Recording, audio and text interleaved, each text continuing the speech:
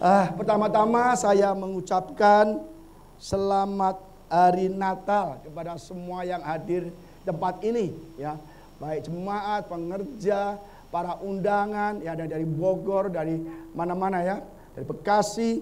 Kami senang sekali saudara bisa hadir pada malam hari ini, ya. Selamat hari Natal. Puji Tuhan kalau sore hari ini, ya, persiapan Natal sudah selesai, bisa selesai. Tadi ada sedikit delay, penundaan untuk masuk ke atas karena kita belum selesai, saudara, ya. Memang waktunya sangat singkat karena kita baru pulang dari Turki itu Jumat malam. Jadi kita Ibu Gembala ini langsung dia dekor semua, pasang lampu-lampu di plafon dan semua sampai dari kemarin Sabtu pagi sampai jam 12 malam terus bekerja di sini dan sampai hari ini pun belum selesai. Tapi puji Tuhan, ya, jam berapa? Jam 5 barusan itu baru selesai sehingga saudara bisa masuk tempat ini, saudara, ya. Dan saya senang sekali, ya. Kita lebur tapi kita selalu ingin memberikan terbaik untuk Tuhan Yesus. Kalau kita bisa ulang tahunkan anak kita dengan mewah di hotel yang mahal-mahal, ya.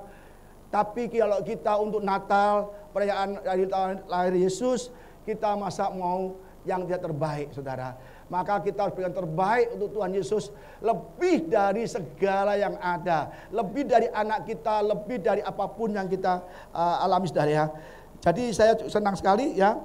Dan mungkin saya rasa Natal ini adalah terakhir bagi kita semua. Mungkin, saudara, ya. Kok ketawa? Saya merasakan Natal ini benar-benar mungkin yang terakhir, saudara. Karena saya merasakan Tuhan Yesus akan datang segera. Saya akan datang segera. Saya sudah belajar tanda-tandanya dari penyesatan, perang, ya, peperangan, bangsa melawan bangsa, ya kan? Dan terus, saudara, itu akhirnya ada wabah, ada kelaparan, ada kejahatan, dan itu tidak akan terus berakhir, tapi terus meningkat, saudara. Jadi sebelum Yesus datang menjemput kita untuk dibawa ke surga, ya, saya rasa ini benar-benar yang terakhir, ya. Maka saya selalu kalau Natal kita kasih yang terbaik, saudara. Saya takutnya besok saya sudah nggak ada lagi, saudara, ya. Saya selalu merasa hari ini hari yang terakhir, saudara. Jadi, saudara, ya, Yesus datang ke dunia ini, ya, untuk kita supaya diselamatkan, untuk persiapan perjamuan kawin anak domba. Dan hari ini saya akan dengan firman Tuhan dengan judul yaitu persiapan untuk hadir dalam perjamuan kawin anak domba, saudara. Ini sangat penting saya sampaikan, ya, karena ini hari-hari terakhir. Sebab banyak anak-anak Tuhan, banyak jemaat Tuhan, banyak pendeta, banyak hamba Tuhan, banyak gembala merasa bahwa mereka pasti masuk ke surga. Mereka pasti akan masuk ke perjamuan anak domba yang dijadikan surga. Jadi kita harus benar-benar belajar apakah kita sudah yakin, ya kan? Mari kita belajar, saudara. Preparing to wedding feast of the Lamb. Supaya kita tahu bagaimana sih syaratnya masuk surga. Apakah aku sudah pasti masuk surga? Nanti saudara akan tahu, ya. Kita ambil dari Matius 22 ayat 2 sampai 14. Klik coba. Oke, aku klik ini, ya. Matius 22 ayat 2 sampai 14. Lalu Yesus berbicara pula dalam perumpamaan kepada mereka. Hal kerajaan surga seumpama seorang raja yang mengadakan perjamuan kawin untuk anaknya. Ia menyuruh hamba-hambanya memanggil orang-orang yang telah diundang ke perjamuan kawin itu, tetapi orang-orang itu tidak mau datang.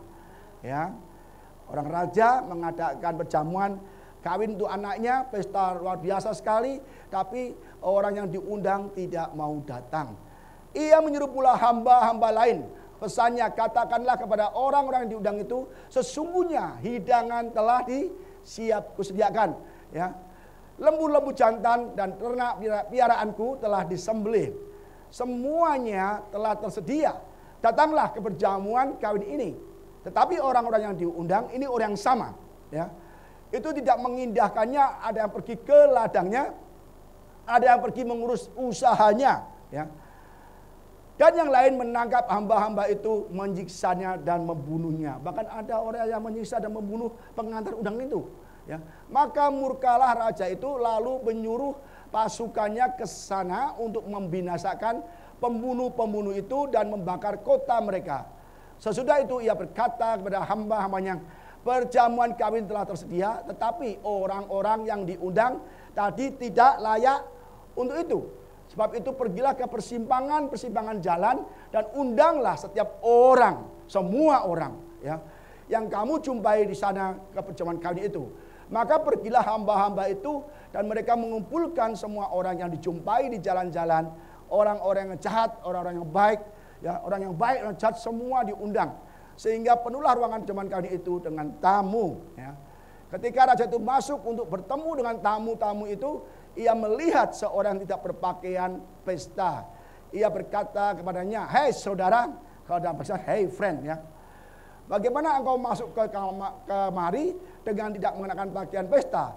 Tapi orang itu diam saja. Lalu kata raja itu pada hamba-hambanya, "Ikatlah kaki dan tangannya dan campakkanlah orang itu ke dalam kegelapan yang paling gelap. Di sanalah akan terdapat ratap dan ketak gigi. Sebab banyak yang dipanggil, tetapi sedikit yang dipilih." Orang yang diundang pun dia nggak pakai pesta, dilemparkan ke tempat bagian yang paling dalam. Ya, kita belajar di sini, saudara. Bahkan kita awali dengan ayat pertama, saudara, ya. Ini ada 4 bagian, akan kita pelajari 4 poin penting. Pertama adalah undangan pertama dan penolakan. Lalu Yesus berbicara dalam perumpamaan kepada mereka. Sebelum ini Yesus berbicara tentang 2 perumpamaan. Itu 2 orang anak, yang sulung dan yang bungsu. Yang sulung tidak taat, menolak bapaknya. Juga yang kedua perumpamaan adalah penggarap kebun anggur. Mereka jahat, ya. Mereka jahat membunuh hamba-hamba yang dikirim. Bahkan anak pemilik kebun anggur pun juga dibunuh, ya. Jadi ini penting sekali kita belajar, saudara, bahwa Yesus hal kerajaan surga semua seorang raja yang mengadakan perjamuan kawin untuk anaknya, ya. Jelas sekali, dan ini bahkan Yesus akan menceritakan juga mengenai penolakan. Yang pertama 2 orang anak penolakan, juga penggarap kebun anggur juga penolakan. Sekarang yang lebih dalam lagi adalah perumpamaan dari perkanian anak domba ini, dan juga lebih dalam lagi, ya. Jadi saudara, sebelum Yesus mengangkat kita semua ke surga, dia akan cek tes dulu bahwa kita apakah layak, saudara, ya. Dan kita kalau diundang ke pernikahan anak domba, kita pasti senang, ya kan? Pasti kita nggak nolak, karena di surga penuh sukacita. Misalnya gini, saudara, ya. Seperti dalam pernikahan yang minggu lalu, anak Pak Jokowi menikah, kan? Ya. Kira-kira kalau saudara diundang, datang nggak? Kok datang, kenapa? Hah? Diundang. Yang benar, ya kan? Diundang. Tapi banyak orang diundang Yesus nggak datang semua tuh. Ayo ke gereja pada hilang semua, ya. Jadi saudara, pasti ada seleksi, ada syarat-syaratnya, ya kan? Bahkan kita sebelum diundang nih, ya, misalnya Pak Albert, nanti kita diundang nih. Presiden Jokowi mengundang Pak Albert untuk datang ke pernikahan anaknya. Wah, senang dia. Masih jauh aja itu sudah nyebar seluruh dunia. Bahwa dia dipanggil. Dia pergi ke salon, pergi ke mall, cari jubah yang terbaik, jas yang terbaik, saudara. Ya kan? Dan itu pasti akan ada banyak pemeriksaan, ya kan? Bahkan akan dicek, diteliti apakah mereka benar-benar dipanggil, saudara. Jadi ada syarat dan ketentuan yang berlaku, saudara, ya. Demikian juga Tuhan mengadakan atau raja mengadakan anak-anaknya, tapi dia menyuruh hamba-hambanya, ayo datang. Hamba-hambanya menyuruh banyak orang itu datang, tapi tidak mau pada datang, saudara.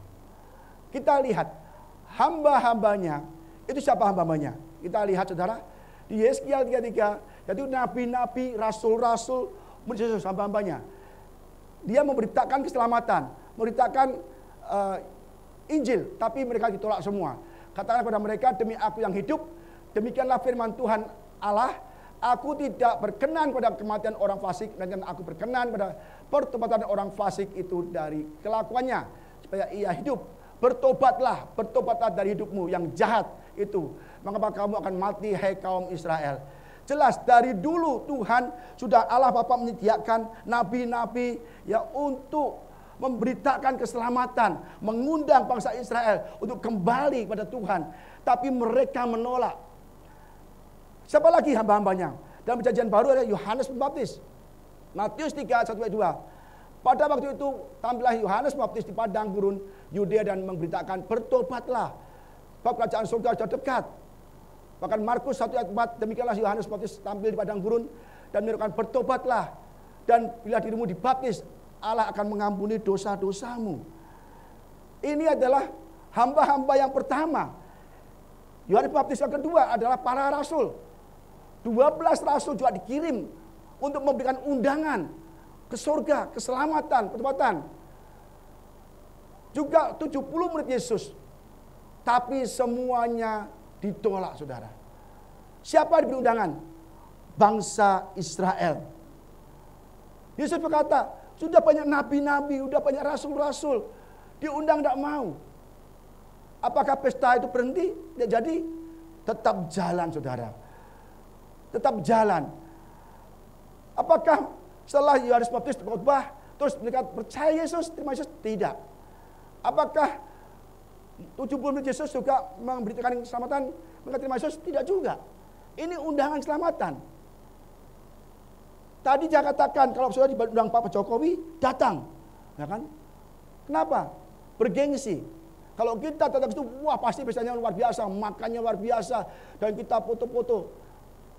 Tapi saudara, kita kalau diundang Tuhan untuk pernikahan anak domba di surga, kita semua tidak mau. Menolak semua. Apakah Yesus, ya sudahlah kalau nggak mau, stop, nggak usah jadi ada pernikahan anak domba, nggak ada jamuan makan. Tidak. Tetap saja pernikahan, perjamuan kawin anak domba tetap berlangsung. Yang kedua, undangan kedua dan penolakan. Ya. Ia menyuruh pula hamba-hamba lain. Pesannya, katakanlah kepada orang-orang diundang itu, sesungguhnya hidangan telah kusediakan, lembu-lembu jantan dan ternak pilihanku telah disembelih, semuanya telah tersedia, datanglah ke perjamuan kawin ini. Jadi Bapa di surga tidak putus asa. Dia tetap mengasihi kita. Mungkin waktu ada Yohanes Pembaptis, ada rasul-rasul tidak mau datang, maka Tuhan Yesus kirim lagi orang-orang yang lebih banyak lagi. Dan dikatakan, sesungguhnya hidangan telah kusediakan, lembu-lembu jantan, ternak piaranku telah disembelih. Mungkin waktu itu hanya undangan biasa. Sekarang dijelaskan bahwa lembu-lembu, ya, hewan-hewan telah disediakan, disembelih. Dan undangan kedua ini kepada orang yang sama, bangsa Yahudi, orang Israel. Dan undangan ini disampaikan kepada umat Israel setelah Yesus mati. Kok Pak Budi bisa demikian tahu bahwa undangan ini setelah disebarkan atau diberitakan setelah Yesus mati? Kita lihat saudara, sesungguhnya hidangan telah disediakan, lembu-lembu jantan dan ternak yang telah disembelih. Ini melambangkan bahwa Yesus sebagai anak domba telah disembelih. Setelah mati, datanglah, percayalah Yesus. Tetapi orang yang diundang itu tidak mengindahkannya. Ada yang pergi ke ladangnya, ada yang pergi mengurus usahanya, dan ada yang lain menangkap hamba-hambanya itu menyiksa dan membunuhnya. Banyak sekali alasan saudara. Kita dipanggil Tuhan untuk beribadah, untuk percaya Yesus, untuk ke gereja. Tapi banyak alasannya. Maaf Pak, saudara saya baru datang dari Jawa. Saya harus menemui mereka, menemani mereka. Maaf Pak, saya kalau usaha ini Pak, minggu itu rame. Kayak salon itu minggu rame, ya kan? Salon kalau minggu kalau nggak buka, uang dari mana? Larisnya minggu, tetapi dia nggak mau datang karena takut kehilangan omset. Banyak pekerjaan usaha yang ramainya di hari Minggu dan mereka tidak mau beribadah. Mereka rela kehilangan keselamatan daripada kehilangan omset, saudara. Mereka sedang menolak Yesus, menolak undangan ke perjamuan kawin anak domba. Saudara ingat bahwa hidup kita di dunia ini nggak lama, apalagi kita sudah nggak tahu nggak ada lagi kita. Ini di akhir zaman, saudara. Banyak orang mementingkan kesibukan sendiri, ke ladang. Ya, ada orang yang kain mengawinkan, ada beli lembu untuk dipakai dalam bajak sawah, dan banyak alasan lagi. Bahkan kita lebih mengutamakan keluarga, ya, bahkan mengutamakan hobi, HP kita, tiap hari kita main HP, dan kita tidak pernah ada waktu untuk berdoa, syafaat, baca Alkitab, tidak pernah memuji buat Tuhan. Kita lebih sibuk dengan HP kita, atau mungkin dengan kucing kita, dengan anjing kita. Kita tidak mau, saudara. Kita tidak mau mengutamakan Tuhan, panggilan Tuhan. Tadi dikatakan, di dunia ini apa yang kurasakan, apa yang ada, surga lebih baik. Tapi kita selalu tidak mau mengelak terus tidak mau datang ke dunia, ke pesta ini. Dan dikatakan bahwa hamba-hambanya ditangkap, disiksa. Hamba-hamba Tuhan ini, raja ini memberitakan undangan, tapi mereka ditangkap dan dibunuhnya. Seperti Stefanus, setelah Yesus mati, setelah anak domba disembelih, setelah lembu-lembu jantan dan anaknya disembelih untuk pesta, Stefanus juga dibunuh, saudara, dirajam dengan batu. Petrus dipenjara, Paulus disiksa, dan mereka semua matinya mengenaskan. Bahkan murid Yesus yang lainnya semua mati mengenaskan, saudara. Mereka lebih utamakan undangan ke surga. Zaman sekarang banyak sekali orang yang menyangkal, ya kan? Mereka tidak mau beribadah sungguh, tidak mau datang ke gereja beribadah. Saudara, ini akhir zaman. Kita harus benar-benar, saudara, bertobat. Saya rasakan sudah setahun ini, saya rasakan ini peperangan semakin intens, semakin gawat. Bahkan setiap negara sudah mempersiapkan nuklirnya. Kalau sekali satu negara nuklir dipencet saja, saudara, kita semua habis.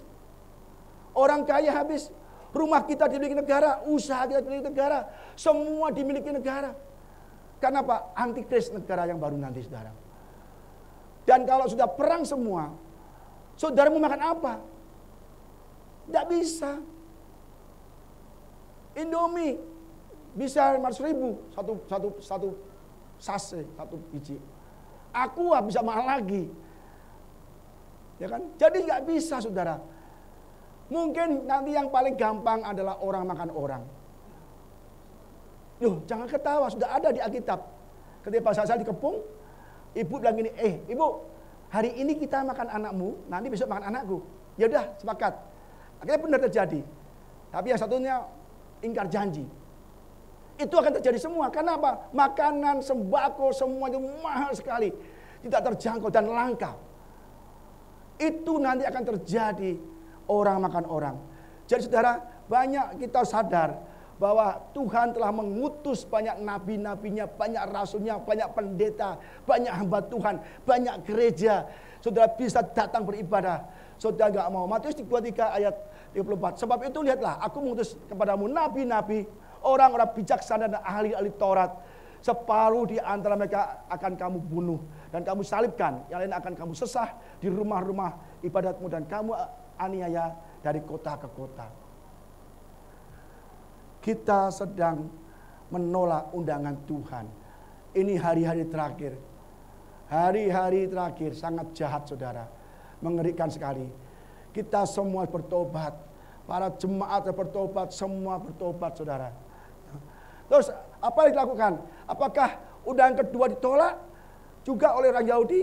Apakah pesta terus karena udah 2 kali orang Israel diundang pesta, tidak mau datang, dikasih Yesus tidak mau percaya, 2 kali diundang, 2 kali tolak, apakah pesta itu batal?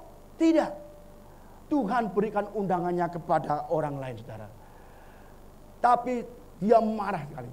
Ini orang Yahudi, orang saya kurang ajar sekali.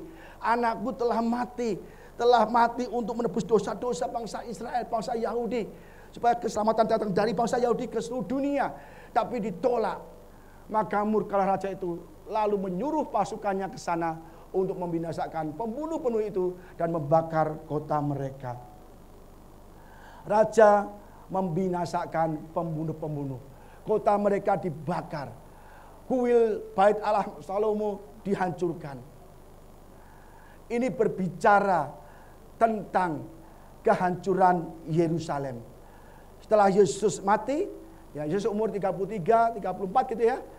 Tahun 70 sesudah Masehi, Tuhan menyuruh pasukannya, yaitu bangsa Romawi, untuk membinasakan pembunuh-pembunuh dan membakar kota itu. Tahun 70, abad pertama, bangsa Yahudi dibunuh dan diporak-porandakan, dan Bait Allah juga dihancurkan, saudara. Kita ingat Holocaust tahun 1933 sampai 45, 6 juta bangsa Yahudi dibantai oleh Hitler. Bayangkan 6 juta. Saat itu jumlahnya 9 juta bangsa Yahudi. 6 juta diantaranya dibantai. Dibunuh semua, diporak-porandakan karena mereka menolak Yesus. Apakah itu kejadian yang tidak sengaja bangsa Yahudi Jerman Hitler membunuh bangsa Yahudi 6 juta orang? Tidak. Itu enggak kebetulan. Tuhan datangkan pasukan-pasukannya untuk membunuh orang-orang yang menolak Tuhan. Jadi saudara, kita harus benar-benar tahu, kalau kita menolak Yesus, tidak mau percaya kepada Yesus, kita akan dibunuh dan kita akan ditaruh ke neraka, saudara. Percayalah, nabi boleh banyak, rasul boleh banyak, tapi juru selamat, undangan ke surga hanya melalui Yesus. Amin, saudara. Undangan ketiga, dia nggak stop. 2 kali diundang bangsa Israel tidak mau. Emang stop perjamuan kawin anak domba? Tidak. Tetap berlangsung. Tetapi kalau mau menolak, diberikanlah kepada bangsa lain yang mau menerimanya. Setelah itu ia berkata kepada hamba-hambanya, perjamuan kawin telah tersedia, tetapi orang-orang yang diundang tadi tidak layak untuk itu. Orang Yahudi tidak layak.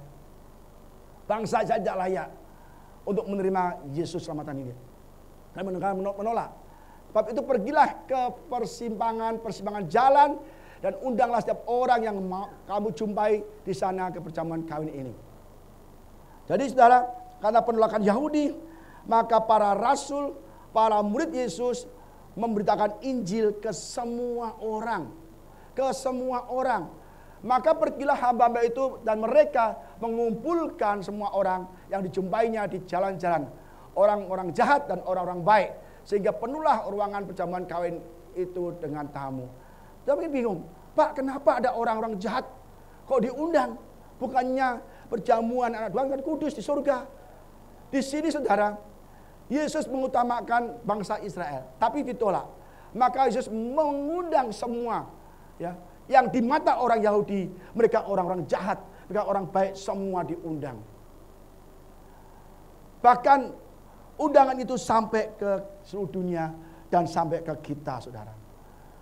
Maka saudara, ini kita sangat beruntung, sangat dihargai oleh Tuhan kalau kita saat ini boleh menerima undangan masuk ke surga, saudara.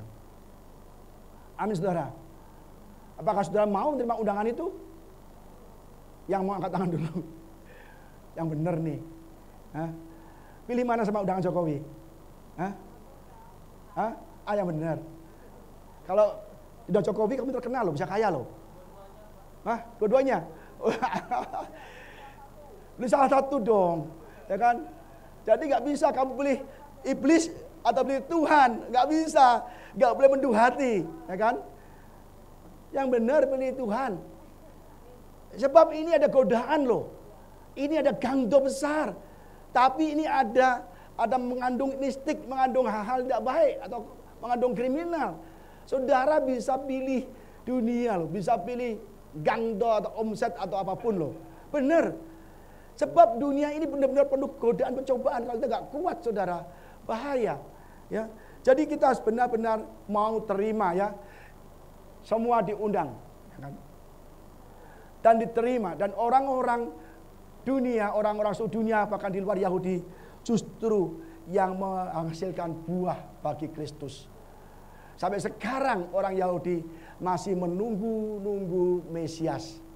Masih menunggu Yesus yang mereka anggap sebagai juru selamat. Saya lihat di YouTube akhir-akhir ini, bahkan beberapa minggu lalu, bahwa Israel sudah membuat fondasi Bait Allah ketiga. Bait Allah ketiga akan dibangun lagi. Mereka akan menyembah lagi di situ, saudara. Dan mereka ada perayaan Sukot, itu perayaan peletakan batu fondasi Bait Allah yang ketiga. Saya baca di YouTube itu, saudara. Ini mengerikan sekali. Kalau Bait Allah ketiga dibangun, maka bangsa Yahudi tidak percaya Yesus. Dia akan tetap beribadah, menyembah ke bait suci itu. Ini sedang membatalkan keselamatan kita. Bait Allah ketiga itu membatalkan pengorbanan Yesus di kayu salib. Itu semua nanti yang datang bukan Yesus, tapi antikris yang menduduki bait Allah. Saya baca perkembangan dunia ini sudah benar-benar di ujung akhir zaman. Banyak hal-hal yang seperti sungai Efrat sudah kering, ya kan? Saya lihat di Alkitab tanda-tanda bahwa akan ada peperangan besar. Ya. Yang keempat, yang terakhir ya. Tapi yang terakhir ini bisa lama, saudara. Tamu undangan tidak mengenakan pakaian pesta. Ya, semua diundang, yang baik dan yang jahat, ya, supaya mereka terima Yesus. Ya. Ketika raja itu masuk untuk bertemu dengan tamu-tamu itu, ia melihat seorang yang tidak berpakaian pesta. Ia berkata kepadanya, "Hai saudara, bagaimanakah engkau masuk kemari dengan tidak mengenakan pakaian pesta?" Tapi orang itu diam saja. Jadi raja, ya, dia jalan-jalan masuk ke aula luar, ya, banyak orang berkumpul, bertemu. Ini dikatakan dalam bahasa aslinya theomai, melihat lebih dekat, menyelidiki, mengevaluasi. Jadi raja ini datang dulu, ya, sebelum masuk ke ruangan pesta, waduh, keliling-keliling berdekat, ya, mengevaluasi, menyelidiki. Ketemu orang yang nggak pakaian pesta, saudara. Dikatakan, mengapa kamu tidak pakaian pesta? Apa arti pakaian pesta? Apa arti evaluasi? Apa arti bertemu dan menyelidiki ini? Ini berbicara tentang penghakiman, tentang pemisahan. Sebelum masuk ke surga, sebelum kita diangkat ke surga, Yesus mengevaluasi hidup kita. Lebih dekat lagi, apakah kita layak untuk diangkat? Apakah kita layak untuk dibawa ke surga? Karena sekali masuk ke surga, ya kan, itu selama-lamanya tinggal bersama Yesus. Maka Yesus tahu dulu siapa yang harus sama aku, seperti apa dulu orangnya. Yesus tidak melihat kita pendeta, tidak melihat kita pelayan Tuhan, tapi melihat hati kita. Apakah kita sudah mengenakan pakaian pesta itu? Banyak orang percaya, "Pak, saya pasti masuk surga lah, Pak. Saya yakin, Pak. Saya hidup di dalam Tuhan. Saya rajin ke gereja. Saya pelayanan." Apakah demikian? Kita lihat, saudara. Apakah arti pakaian pesta ini? Ya. Apakah the wedding garment maksudnya, saudara, ya? Pertama, pakaian pesta adalah pakaian kebenaran Kristus, yaitu pertobatan melalui kematian Yesus. Jadi raja, dia mengundang para undangan untuk ke pesta. Dia menyediakan pakaian pesta itu. Jadi Tuhan atau Allah Bapa mengundang kita ke surga, memberikan, menyediakan pakaian yang harus kita pakai. Kalau kita nggak memakai pakaian itu, kita akan ditolak, saudara. Karena telah disediakan. Maka kita hari ini kita semua putih-putih semua. Kita ada namanya apa? Dress code. Ya. Kenapa saudara nggak pakai dress code bisa masuk sini? Karena saya nggak menyediakan dress code itu. Ya kan? Jadi saudara, Pak, saya kan nggak punya pakaian putih. Nggak apa-apa, ya nggak apa-apa, masuk aja. Ya kan? Kecuali kita sudah sediakan ini. Satu orang saya kasih dress code putih-putih semua. Nggak datang ya kebangetan. Ya kan? Bapa di surga sudah menyediakan pakaian pesta. Yaitu keselamatan. Yaitu salib Yesus. Kita harus kenakan itu. Galatia 3 ayat 27, karena kamu semua yang telah dibaptis dalam Kristus telah mengenakan Kristus. Jadi saudara, bagian pesta ini berbicara tentang keselamatan, tentang pertobatan. Kalau hari ini kita sudah bertobat, sudah percaya Yesus penuh, melakukan firman Tuhan, itu artinya kita sudah memakai pakaian pesta. Dan kalau sebentar lagi Yesus datang mengangkat kita, datang untuk mengangkat jemaatnya, kita akan terangkat. Tapi yang tidak memakai pakaian pesta, itu tidak akan terangkat, saudara. Amin, saudara. Yohanes 14 ayat 6, kata Yesus kepadanya, akulah jalan dan kebenaran dan hidup. Tidak ada seorang pun yang datang kepada Bapa kalau tidak melalui aku. Jelas sekali. Tidak ada nabi, tidak ada rasul, tidak ada tokoh agama, pendiri agama manapun yang berani berkata demikian. Akulah jalan ke surga. Tidak ada seorang pun yang datang padaku, ke Bapa tanpa melalui aku. Tidak ada. Coba. Nabi mana? Tokoh mana? Tidak ada yang berani. Karena Yesus memang adalah anak Allah. Dia raja, dia Tuhan datang ke dunia jadi manusia untuk mati. Maka saudara, malam hari ini kita harus percaya kepada Yesus. Terima Yesus sebagai Tuhan dan Juru Selamat. Maka kita dikenakan pakaian pesta untuk perjamuan kawin anak domba di surga. Tidak ada jalan lain, inilah pakaian. Tuhan sudah menyediakan pakaian yang kita kenakan, yaitu Yesus sendiri. Yohanes 3:16, karena begitu besar kasih Allah akan dunia ini, sehingga Dia telah mengaruniakan anaknya yang tunggal, supaya setiap orang yang percaya kepadanya tidak binasa, melainkan boleh hidup yang kekal. Banyak sekali ayat-ayat yang mengatakan bahwa Yesus adalah Raja, adalah Tuhan, adalah Guru, dan ada anak Allah. Tidak ada nabi manapun, saudara, atau rasul sekalipun, tidak yang berani ngomong, aku anak Allah, aku jalan ke surga, aku penebus dosa. Tidak ada. Yang ada mereka mudah-mudahan akan masuk ke surga. Baru mudah-mudahan. Tapi Yesus berani sekali mengatakan, kenapa? Dia tahu dia berasal dari mana, saudara. Dia adalah undangan untuk kita masuk ke surga. Maka the first coming Jesus, lahir Yesus datang ke dunia ini untuk memberikan undangan ke perjamuan kawin domba. Kedatangan Yesus di Natal ini tujuannya adalah memberikan undangan, memberikan pakaian pesta untuk kedatangan yang kedua kali. Ketika kita sudah memakai pakaian pesta ini, besok Yesus datang, kita sudah terangkat dan masuk ke surga, saudara. Tapi masalahnya, apakah kita sudah mengenakan pakaian pesta? Apakah kita sungguh-sungguh hidup dalam Tuhan? Jangan berkata, Pak aku pendeta, Pak aku gembala, jemaatku 1000, 2000. Tuhan tidak melihat itu. Tuhan melihat buahnya, saudara. Jadi pakaian pesta adalah pakaian kebenaran Kristus. Yang kedua, pakaian pesta adalah perbuatan benar orang-orang kudus.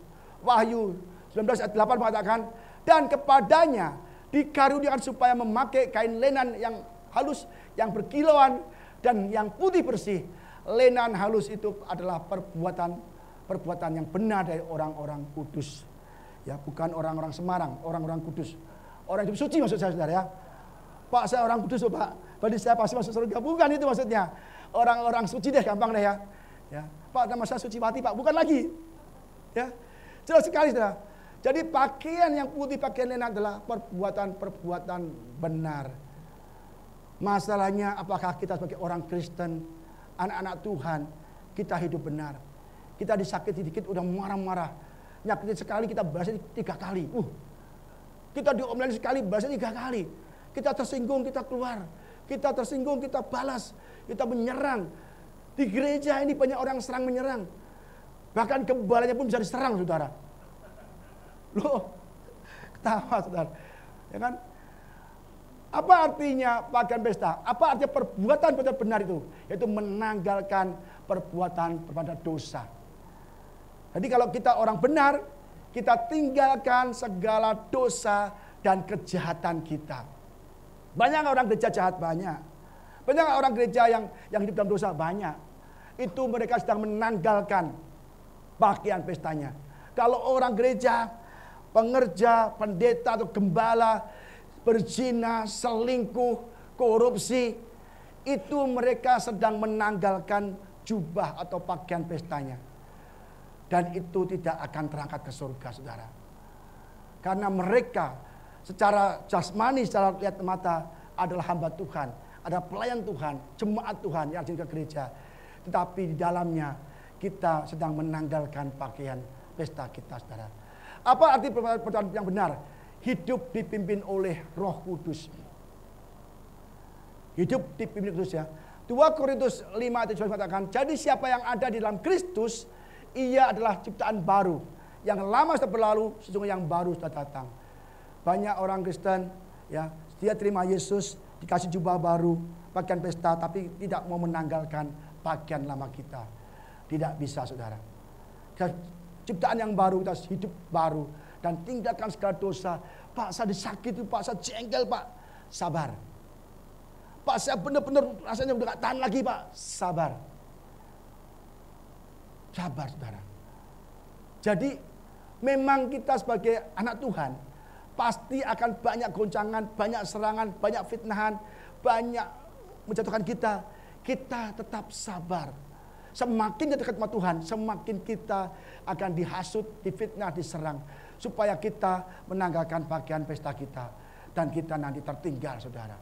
Ya, Roma 8:1 mengatakan, karena itu sekarang tidak ada penghukuman bagi mereka yang ada di dalam Kristus.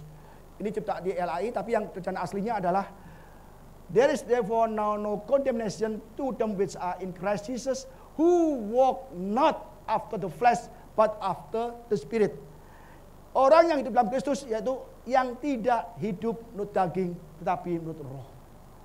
Jadi saudara jelas, kalau kita hidup dalam Kristus, kita mengenakan Kristus, kita tidak hidup di dalam perbuatan daging.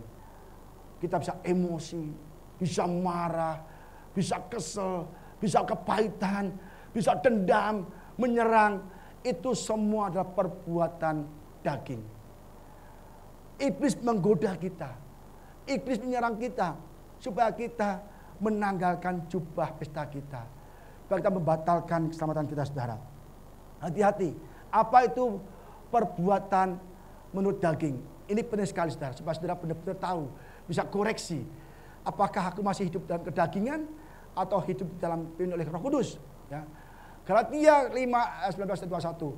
Perbuatan daging telah nyata itu percabulan, saudara. Ya, jelas sekali percabulan. Orang-orang cabul tidak akan masuk surga. Orang-orang berzina tidak masuk surga. Pendeta-pendeta, anak-anak Tuhan, pengerja yang selingkuh tidak akan masuk ke surga. Hati-hati kita. Orang lain tidak tahu, tapi Tuhan memiliki rekaman. Ketika kita diadakan pengadilan, penghakiman, kita akan dicek. Malaikat, ya kan? Cek itu DVD-nya Pak Richard.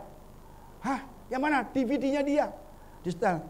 Ya Tuhan, dia telah pernah berbuat dosa, bersalah Tuhan. Tapi dia bertobat, Tuhan. Apakah perlu saya coret namanya dari kitab kehidupan? Oh, tidak usah, karena udah bertobat.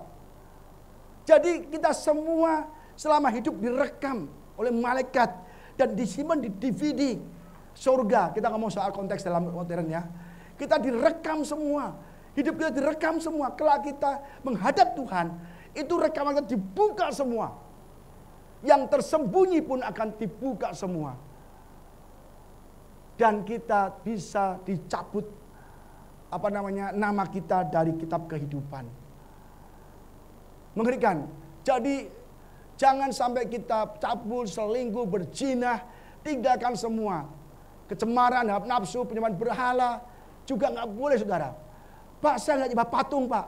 Saudara main HP terus, tidak ada waktu untuk bekerja, tidak ada waktu untuk Tuhan. Sembahyang, berdoa, cari kitab, itu sudah menjadi berhala. Berapa banyak kita mempegang HP nggak pernah lepas dari tangan. Lepas bentar udah lupa, di mana ya? Bingung sekali. Panik. Coba kita lupa nyari Bible. Udah amat. Kita nggak masalah. Tapi kita bisa udah pergi jauh nih, lupa Mbak Abe, balik lagi sudah. Coba kalau kita lupa bawa Bible. Alah, nggak apa-apa. Bible nggak usah lah. Ngapain Bible kan? Tapi lupa HP bawa, waduh, itu berhala bagi kita. Jangan sampai gara-gara main HP, setiap saat kita tidak ada waktu untuk Tuhan. Berapa lama, berapa jam kita main HP, YouTube, Facebook, WhatsApp, Instagram, semua tangannya bikin sampai bengkak tangannya saudara. Lihat kalau tangan saudara jempol lebih besar itu saudara main HP terus. Tapi kalau untuk sembahyang berdoa aja kita nggak mau semua. Itu kita sedang menolak undangan pesta. Maka saudara hati-hati. Kita bilang, aku mau terima undangan Yesus, undangan pesta, undangan surga. Tapi nyatanya sudah tidak melakukannya. Itu namanya omong doang. NATO ya. Apa namanya? No action, talk only. Jadi kita nggak bisa tanpa iman saudara. Kita memang diselamatkan melalui iman. Kita diselamatkan melalui iman pada Yesus. Tapi kita dihakimi menurut perbuatan. Dan dalam penghakiman itu, perbuatan kita itu menyatakan iman kita. Orang percaya iman Yesus, percaya Yesus. Tapi kalau dia adili banyak dosanya, itu berarti iman kita iman yang kosong. Iman yang bohong. Banyak sekali anak-anak Tuhan, imannya iman kosong.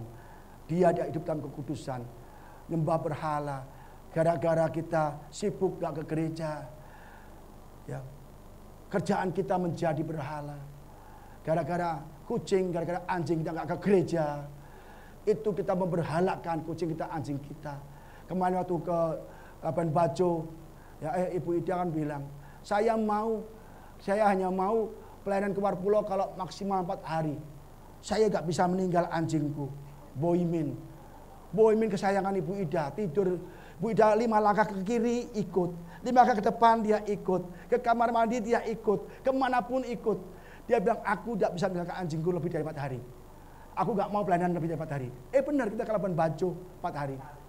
Tahu-tahu waktu mau pulang, tes COVID saya yang positif. Akhirnya di karantina selama 10 hari di kota itu saudara. Wah, Ibu Ida sudah pusing dia. Telepon anjingnya video call kan. Stres kan. Karena itu menjadi berhala. Tetapi Ibu Ida memang ditegur Tuhan. Maka begitu dia ngomong gitu, langsung dikasih COVID saya. Jadi saya COVID di Labuan Bajo 10 hari, total 14 hari. Sejak itu Bu Ida, berapa hari pun saya keluar kota penginjilan, no problem. Karena Tuhan lebih nomor 1 daripada anjing. Bener loh, kemarin ke Turki 11 hari, ke Lampung 7 hari, ya ke mana tuh Balige, mana tuh namanya, ya ke Dolok Sanggul ya. Kita bersama Pak Rulian Tambunan, disetirin berhari-hari, seminggu. Ya kita nggak pikiran karena hati kita berhala kita jadi buang. Jangan sampai gara-gara kucing kita, anjing kita nggak ke gereja. Ingat itu. Amin saudara. Ya, jadi itulah berhala modern, uang kita kan. Sihir, perseteruan, perselisihan, iri hati, marah, ya. Kepentingan diri sendiri, pencitraan, roh pemecah, ketinggian, kemampukan, pesta-pora, sebagainya. Terhadap semua itu, ku peringatkan pada kamu seperti yang telah ku buat dahulu. Paulus juga demikian dulu. Paulus juga demikian. Tapi ditinggalkan semua itu sampah. Karena Kristus Yesus. Bahwa barang siapa ya melakukan hal-hal demikian, yang tadi semua itu, ia tidak akan mendapat bagian dalam kerajaan Allah. Sungguh berat syaratnya untuk masuk surga. Sungguh sulit syaratnya untuk kita masuk ke perjamuan anak domba. Kalau kita mungkin ke pestanya Pak Jokowi, kita bisa KKN. Kenal bisa dimasukkan. Tapi di surga tidak bisa, saudara. Inilah perbuatan daging kita yang menghalangi kita masuk ke surga. Maka sudah hati-hati saudara. Saya kalau disakitin orang, mau apa lagi? Sabar. Udahlah ngalah gak apa-apa. Jangan sampai iblis memakai orang lain, menyerang kita, memakai anak kita, memakai orang tua kita, teman bisnis kita ditipu oleh orang, kita kepahitan saudara. Jangan sampai gara-gara orang lain kita gak masuk surga. Iblis memang memakai banyak orang dekat kita untuk menggesek kita. Supaya kita marah. Supaya kita ya balas dendam. Kepahitan. Dan kita tidak akan masuk surga. Ibrani 12 ayat 14 katakan, berusahalah hidup damai dengan semua orang. Berusahalah hidup damai. Memang sulit untuk damai. Kalau kita disakiti orang, sulit untuk damai. Ya. Tapi harus damai. Dan kejarlah apa? Kekudusan. Sebab tanpa kekudusan tidak seorang pun akan melihat Tuhan. Bayangkan, untuk masuk surga tidak gampang. Sulit. Karena hidup di dunia ini banyak pencobaan, banyak godaan. Ekonomi digoncang, kesehatan digoncang, hubungan dengan teman digoncang.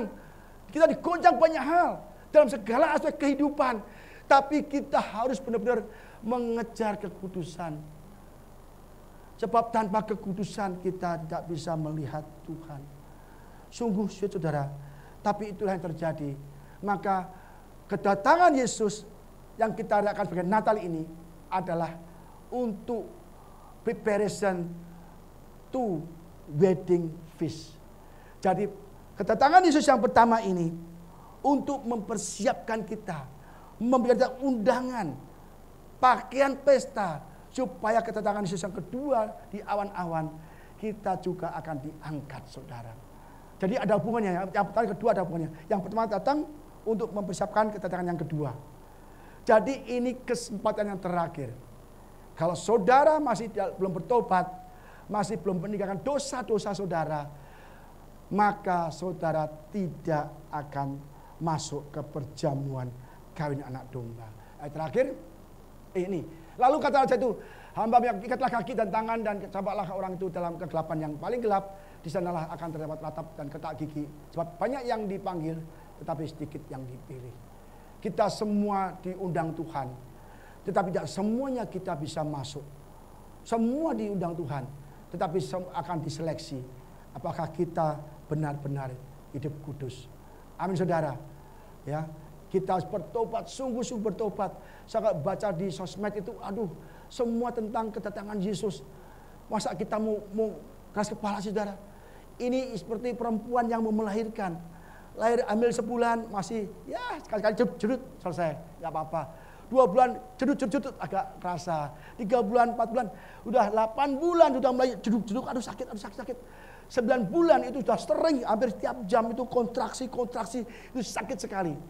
Tandanya mau melahirkan. Ini kontraksi di dunia sudah. Tahun ini saya lihat itu benar-benar saya kaget loh. Gempa, bencana alam itu sering sekali di Indonesia. Sini berganti, banjir di sini, selesai banjir di sana, gempa di selesai, gempa di sana, gunung meletus di mana-mana, dan tanah longsor di mana. Itu setiap berapa minggu itu ada gempa, ada banjir, ada tanah longsor, ada perang begini. Saudara masih kayaknya santai-santai saja. Itu sudah dekat sekali dengan waktu melahirkan. Dengan akhir zaman, saudara. Kalau terlambat, saudara akan berakhir seperti ini, saudara. Mengerikan. Saudara, mengerikan. Istri saya kena api, baru 2 detik kena api. Sampai sekarang 7 tahun lalu kejadiannya. Kena api, kena minyak, hanya 2 detik. Sampai sekarang tangannya masih pegel. Udah berapa kali operasi sakit, tiap hari sakit. Tangannya gitu terus, kalau nggak goyang sakit. Itu 7 tahun lalu, kena api sedikit. Ini kita dibakar begini. Di neraka, saudara. Malam ini adalah kesempatan. Kalau saudara bertobat, sungguh-sungguh, Tuhan mengenakan kita pakaian pesta. Dan kita akan masuk ke perjamuan anak domba. Yang terakhir, Wahyu 19:9. Lalu ia berkata kepadaku, tuliskanlah, berbahagialah mereka yang diundang ke perjamuan kawin anak domba. Katanya lagi kepadaku, perkataan ini adalah benar dan perkataan dari Allah. Tim musik siap? Jadi saudara, Tuhan ngomong bahwa orang yang dipanggil ke perjamuan anak domba akan bahagia. Maka kerajaan surga digambarkan di pesta yang mewah. Perjamuan pesta yang mewah. Kenapa? Sukacita. Tadi ada bilang, saya ke Jokowi Pak senang, pestanya bagus. Pestanya begini, wah senang, bangga, mewah ini. Ini ke surga. Perjamuannya lebih mewah dari yang pernah ada di dunia ini, saudara. Karena di surga jauh lebih baik dari aku rasa di dunia ini, apa yang ada di dunia ini, saudara. Amin, saudara. Jadi kita harus benar-benar pertahankanlah pakaian pesta kita, saudara. Amin, saudara. Saya ada di sini, saya sudah merasakan udah rapture, saudara. Dan saya akan tutup dengan kesaksian. Tutup dulu sebentar. Ya, saya tutup dengan kesaksian, saudara. Waktu kami ke Turki kemarin, ya, kita diajak ke Kapadokia. Itu ada banyak gunung-gunung, banyak gua-gua kecil-kecil. Jadi tiap gunung dibolongin semua. untuk tempat tinggal. Ternyata di gunung itu ada gua kecil, kita masuk ke dalam itu jauh. Ada ruang kecil, saudara. Mungkin ruangnya kecil segini. Ini apa nih? Ayo apa? Nggak tahu. Tempat persembunyian? Enggak, ini gereja. Bahkan itu dingin sekali. Kita kedinginan. Itu di dalam gua itu ada gereja. Ada lubang kecil tempat baptisan. Mereka dikejar-kejar untuk dibunuh, dianiaya. Dan mereka lari ke gua-gua untuk beribadah kepada Tuhan. Kita beribadah di mall, di gereja ini, di gereja manapun. Kita kadang-kadang tidak bersyukur. Ngomel, malas, banyak alasan. Ya komplain. Itu zaman dulu bisa ke gereja itu taruhan nyawa, saudara. Dia dingin sekali. Ada fotonya saya lupa tayangkan. Itu benar-benar, itu gua semua nggak ada lampunya. Pakai obor-obor gitu, saudara. Mereka beribadah sungguh-sungguh. Dan setelah itu saya ke hotel. Malamnya saya diberi mimpi sama Tuhan. Saya sering mimpi. Saya sering diberi mimpi oleh Tuhan. Tentang surga, tentang langit baru, bumi baru. Dan kali ini mimpinya lain. Saya dibawa ke dalam masa tribulasi. Dan masa itu gelap. Lampu-lampu gelap. Dan hanya obor-obor saya dibawa ke situ. Dan itu banyak orang orang-orang jahat. Menyerbu rumah-rumah. Menyerbu orang-orang. Untuk apa? Untuk ditangkap, disiksa, dianiaya. Bahkan ada jadi zombie digigit lehernya, saudara. Dan saya ketangkap, saudara. Saya anehnya ketangkap. Dan saya ditangkap, diadili banyak orang yang sudah pakai tanda di leher ini 2 titik. Ya. Ini saya mimpi, saudara ya. Bukan di Alkitab, mimpi. 2 titik, saudara. Saya kaget. Saya dikasih peso besar. Dia akan ke dada saya. Kamu mau menyangkal Yesus apa tidak? Kalau kamu menyangkal, bebas. Kalau nggak menyangkal, kamu akan disiksa. Saya nggak mau menyangkal, saudara. Tahu-tahu kaki saya dipotong pakai gergaji, dua-duanya. Terus dada saya dibelah pakai pisau gede. Saya lihat sendiri. Dan tapi anehnya saya nggak rasa sakit, saudara. Itu keluar semua jeruan saya dan saya ngerasa sakit. Dan saya rasa keluar karena saya udah mati. Saya lihat tubuh saya hancur berantakan. Di situ saya teringat bahwa ketika kita dihadapkan dengan penyiksaan pada masa tribulasi, kita tidak menyangkal Yesus, kita akan tidak diberikan rasa sakit. Saya lihat banyak hamba-hamba Tuhan, ya, banyak rasul-rasul itu disiksa, disalib, diseret dengan kuda, badannya hancur. Tidak ada yang ceritakan. Lalu Petrus berteriak-teriak, sakitan, tidak ada. Ketika berpancung juga nggak rasa sakit. Bahkan Antipas di abad pertama, murid Yesus itu digongso, dimasukkan ke tembaga berupa lembu, tembaga kosong dalamnya dimasukkan ke tembaga. Itu banyak dikasih api, kayak digoreng, kayak disangrai. Jadi kayak wajan kosong ditaruh, diikat, dikasih kompor api, tapi nggak teriak-teriak. Saya merasakan bahwa Sadrak, Mesak, Abednego ketika dimasukkan ke tungku api tidak diceritakan lalu bertiga berteriak-teriak minta ampun atau berteriak kesakitan, tidak ada. Bahkan rambutnya pun sehelai nggak ada bau hangus. Karena kalau kita nggak menyangkal Tuhan dalam penyiksaan, Tuhan lindungi kita. Kita mati yes, tapi kita nggak kesakitan. Saya rasakan sendiri, saya keluar terus saya ketemu teman-teman yang tidak pakai tanda, dan saya makan di restoran gelap juga. Tahu-tahu di bawah diserbu sama orang lagi, dipaksa untuk pakai tanda. Kalau enggak dia ada digigit ya pakai, saudara. Dan saya lari karena saya bisa ngilang karena saya sudah mati itu, sudah tubuh kemuliaan. Dan saya ketemu istri saya, Bu Ida. Loh, tadi kamu kemana? Kok nggak ada? Terus aku lihat lehernya ada tanda 2. Loh, kenapa kamu ada 2? Dia kalau gigit orang bisa nular, bisa ada juga kan? Tapi saya bilang gini, mungkin kamu dipaksa orang. Ada juga kita percaya Yesus waktu tribulasi, kita nggak terima tanda. Kalau ditangkap, dipaksa, ditempel tanda, mau apa kita? Itu kita masih bisa masuk surga. Asal nggak menyangkal. Tapi kalau sengaja terima, karena kita takut bisa membeli, menjual, kita terima tanda, kita nggak masuk surga. Ada orang yang dipaksa. Ya kita orang yang nggak menyangkal, tapi dipaksa, ditangkap, diikat orang banyak, dikasih tanda mau apa? Kita nggak berdaya, nggak bisa. Itu bisa masuk surga. Hati-hati, ini mimpi saya, saudara. Dan saya tanya istri, kenapa kamu kasih tanda? Dia diam aja, sepertinya kayak dipaksa, kayak stres berat, kayak bener-bener stres. Akhirnya begini, aku mengasihi kamu, aku cinta sama kamu. Aku nggak tinggalkan kamu. Yuk kita sama-sama berdoa. Berdoa. Saja dia itu berdoa. Karena dia mungkin pakai tanda itu dipaksa. Diikat, dipaksa, dikasih tanda. Maka yuk kita berdoa. Kita Tuhan, aku bilang, aku nggak tinggalkan kamu. Aku sayang kamu, aku cinta kamu. Aku akan sama kamu pergi. Akhirnya pergilah ke sebuah tempat, ke kakaknya, ya, ke tempat. Dan saya bilang, inilah udah, kamu sini aja aman. Katanya. Kakaknya bilang gini, udah kamu sini aja aman. Kakaknya punya tanah luas kan, aman di sini. Ini uang sekepok buat kamu nih, aman. Ini loh, semua jemaatku semua aman, damai sejahtera, sukacita. Udah kamu sini aja. Terus saya curiga, kok baik banget. Saya lihat lehernya ada tanda, saudara. Saya kaget, saudara. Ternyata yang ada tanda semua nggak diganggu lagi, memang antikris. Dan saya tuh mimpi. Saya sering mimpi, saudara. Sering mimpi dan itu terjadi. Waktu di Surabaya, saya mimpi juga. Tinggal di hotel yang angker. Hotel Orange. Sekarang hotelnya Hotel Mojopahit. Itu, saudara, saya bilang itu kamar yang paling angker sana tuh. Itu angker nih. Aku rasa apa angker sana. Terus akhirnya saya dapat nomor kamar, saya cek mana ya. Pas yang 107 yang angker itu, saudara. Waduh. Langsung saya tidur sore, capean, saudara. Saya diberi mimpi.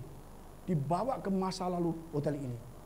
Kamarnya dulu berantakan, ada pohon yang masuk dalam, kipas anginnya kira-kira radio besar. Dan saya dikejar-kejar, saya ikut perang.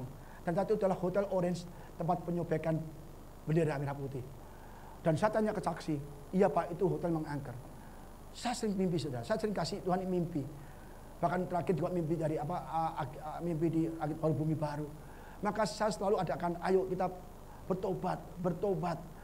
Saya sudah tidak mikir harta lagi, saudara. Nggak mau mikir harta lagi. Semua harta, semua apa yang ada bisa jual untuk pelayanan. Karena saya tahu waktunya sudah sangat dekat.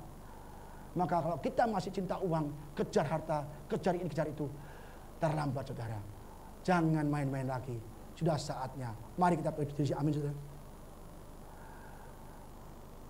Mari kita berdiri, saudara. Yuk kita WL.